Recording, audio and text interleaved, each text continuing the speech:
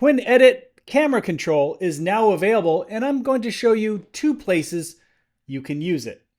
Welcome, my name is Rosh, the co-host of the Creative AI Show, where we are 2 creative guys talking AI, and in this video, we're going to go through Qwen Image Edit and the camera control version of it, and I think this is a lot of fun. Now, there are other platforms that are creating their own. This one's pretty good, and I'll show you what it can do. First, I'm over at Fall AI, where I'm going to upload an image, and generally a person is a good way to go. We'll start with this image here, and we'll have her rotate 90 degrees to the left.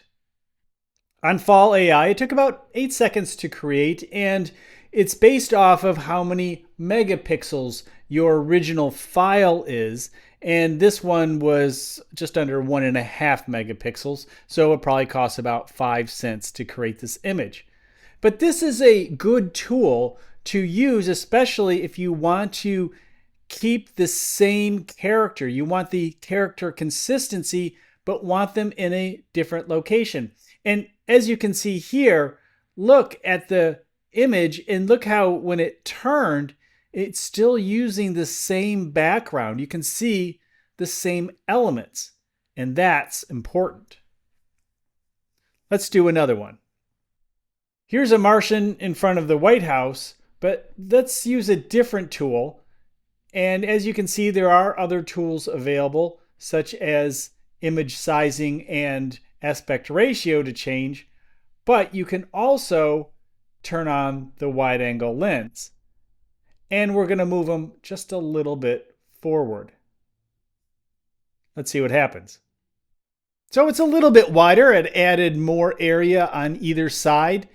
Let's do it again, but let's go for a different angle, kind of maybe a looking up angle. And it's nice they have worm view and bird view. So I'm assuming going this way is worm view looking up. And let's move in again a little bit closer.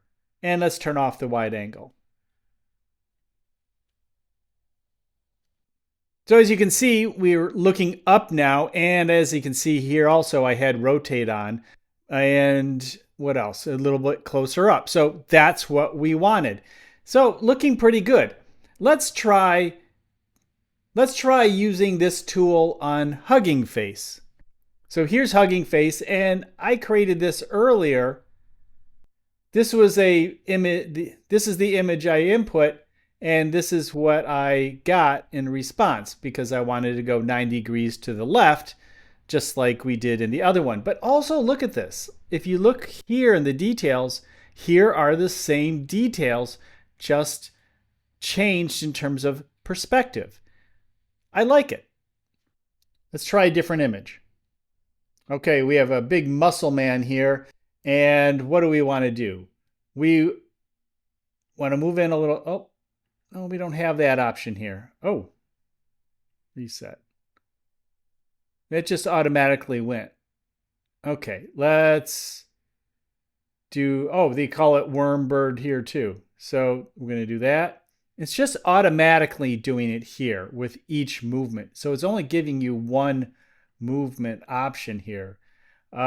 Here's some other elements that you can work with, but it seems to just start really fast. Now, I think it did a better job here with a more dramatic up look, as we can see. Actually, he's almost stepping on us in this one. Yeah, that's the bottom of his shoe. Let's try another one. Here's a tennis player, and what are we going to do? Let's go full 90 degrees to the right, and see it automatically start. It says it doesn't give you a chance to generate, but wow, the output is a lot faster. A lot faster. Wow. So I think over at Fall AI, it was about 7-8 seconds, where here was almost instant. Let's do one more with wide lens. And like I said, as soon as I clicked wide lens here, it automatically went into generation mode. Not sure. Let's try a different one. Is this the same one? It looks similar. I had a couple in there to choose from. Let's just click wide lens and see what we get. Maybe more environmental background. See, here's the waiting for the queue. Yeah, it's really fast.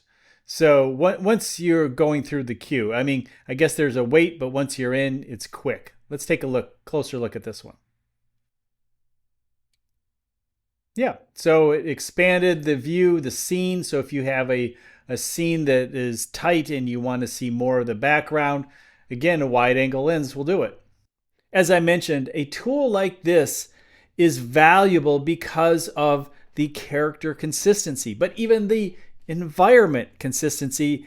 As I showed you before, we saw the little details continue on between the images. And when we're trying to create a video and having the model or the scene take a different angle, so to keep interest, although we want the same scene, it's still the same scene, but we do need to make a cut. It's been 3, 4, 5, 6 seconds, and we need to make a cut to keep the viewer's interest.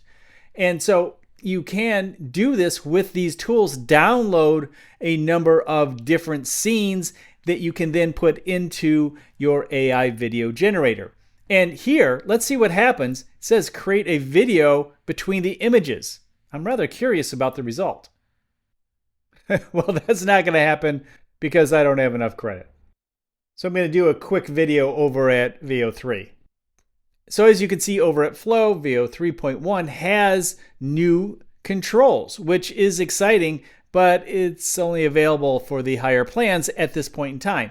So we were able to use Hugging Face or Fall AI to create different angles. And now, although it's not exactly the same, we can upload 2 images with frames to video.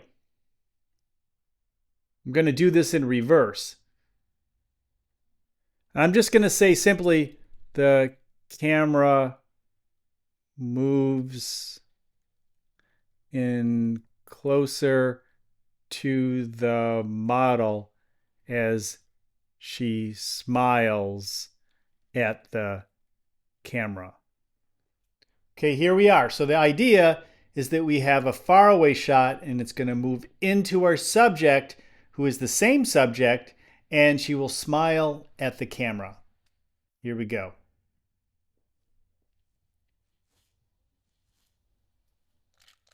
I'm so excited to be here. Well, that was a little more than we had asked. I'm so excited to be here. Oh, maybe the mention of the camera. I like it. I'm so excited to be here. Now, obviously, we could have told the AI what we wanted her to say. The camera clicking, I don't necessarily, that's not necessarily what I wanted, but these are little things you can work out in the process. As a creative AI director, you have to make these choices. And just like any other type of a film, you're going to take multiple takes. We hear about takes within movies where they took 15, 20, 80 takes to get it right.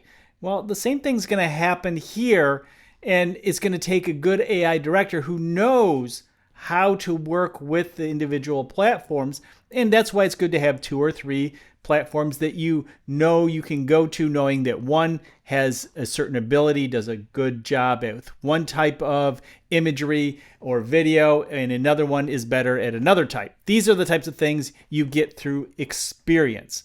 So if you want to hear more about AI for the creative, check into the Creative AI Show every Monday on this YouTube channel and your favorite podcast location, where we are 2 creative guys talking AI. I'll see you in the next video.